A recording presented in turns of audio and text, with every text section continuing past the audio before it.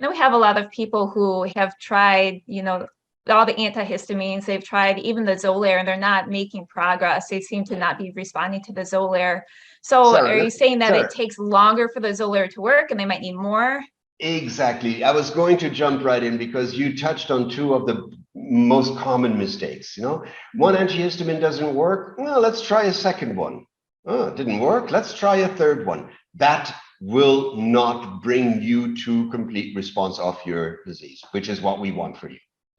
If an antihistamine doesn't work, the best thing and the only thing one should do is to use a higher dose, double the dose, quadruple the dose, take 4 tablets instead of 1.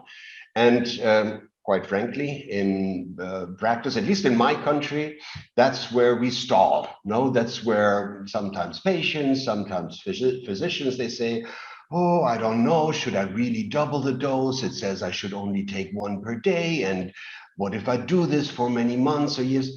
Do it. These are safe drugs. You can take them for a long time. And if they do the job, that's the best thing you can do. And here comes the second problem. Now, if we decide, and we should decide that a lot more often than we do, to move to anti-IgE, then we have to give it a chance to work. And that means we shouldn't stop short after 1 dose or 3 doses. We should go for at least half a year. Okay. And in that half a year, we should also, if the first 3 months don't really go so well, think about increasing the dose, shortening the interval, giving it every 2 weeks instead of every 4 weeks, or doing both. Give that drug a choice, because what do you have when it doesn't work? You move to cyclosporin or immunosuppressant or back to the old cortisone. No one wants that. Those are not fun drugs to work with. Yes, they may have to be what we use, but not before we maxed out on what antihistamines and anti-IgE can give us. Okay, that's really good too, because that was going to be another question of mine was, when is it appropriate to use steroids and those immunosuppressants? Sarah, I haven't used steroids, I don't know, not this year and not last year.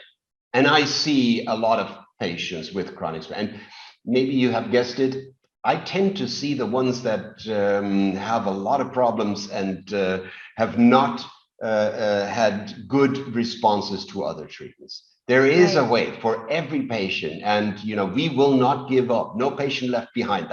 That's how we how we work, and we do it without broad immunosuppression. Why? Because we know this is a disease that can last 5 years, 7 years, 10 years, and no one wants to or should be taking corticosteroid, cortisone for that long, not even for a couple of weeks. It is not needed. So let's stay away from those.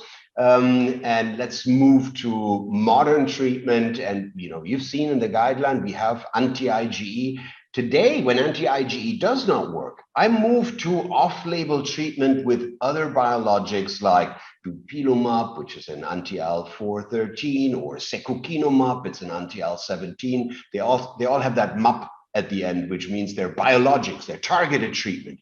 It's not like cortisone where you bring down the entire immune system. No, you go to a specific part of what drives the disease, and you take that out, and thereby have very few side effects, if any.